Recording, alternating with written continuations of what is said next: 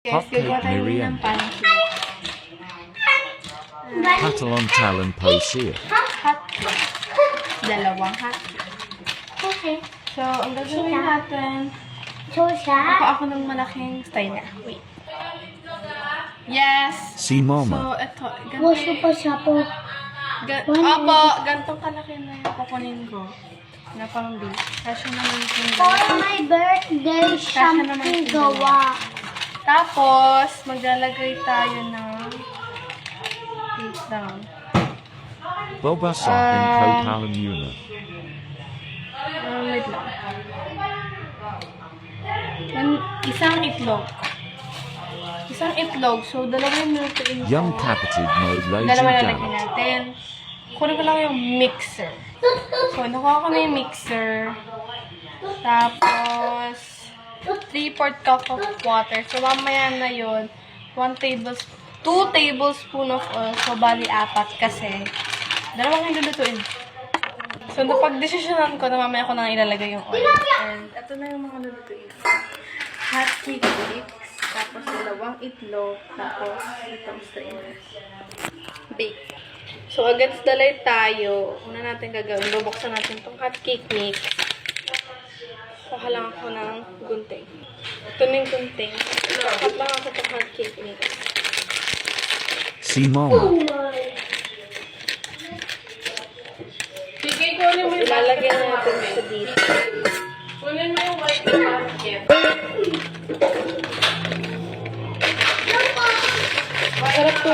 Masarap tong hot cake mix na to. Sa dali lang ito nabibili. Kaya, bumili na ako.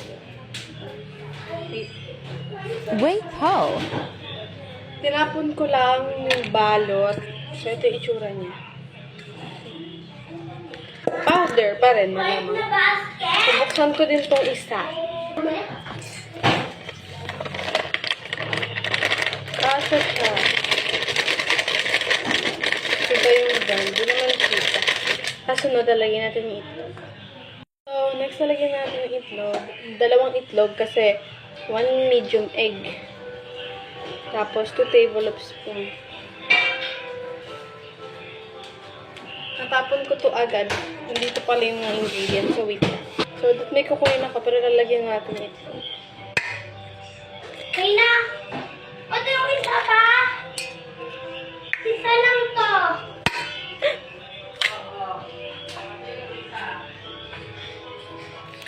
Nagkakalat po ako dito.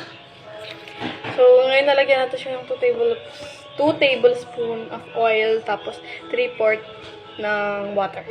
Now, maglalagay na tayo ng oil, 1 kutsara. Sabi ni mama, kahit di na daw punuin. Amen. Ito, yung oil namin, extra virgin oil. Lagay lang natin. Kahit daw dito na. Pero, unti lang nilagay ko.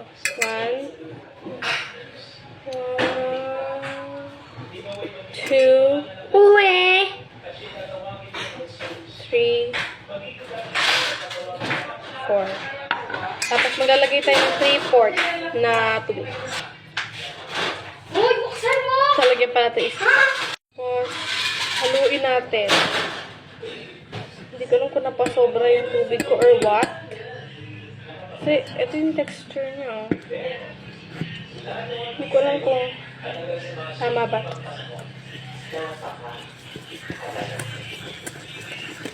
Pakita ko yung texture.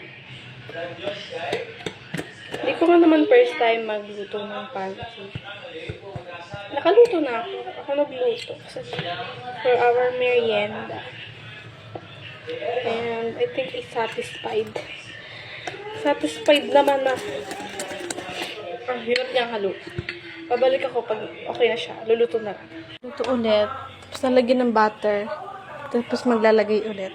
Yung isa, na-fail. Pero ito, si mama naglagay. So, wait lang. So, back ulit tayo. Kapag marami ng bula-bula, or as in, sobrang dami ng butas-butas niyang pancake, ibig sabihin, luto na siya. Instead, nalalagyan namin to ng syrup. Asok pa lang nalalagyan namin. Para Mahal makitik. kasi ang syrup dito sa amin. Kaya, asukal. Mas masarap siya pag asukal. Parang yung tinitinda sa mga eskwelahan. Pag itsura niyan, hindi pa yan luto. Pero pag sobrang dami na pinapaluputan na yan lahat, luto na yun. Na?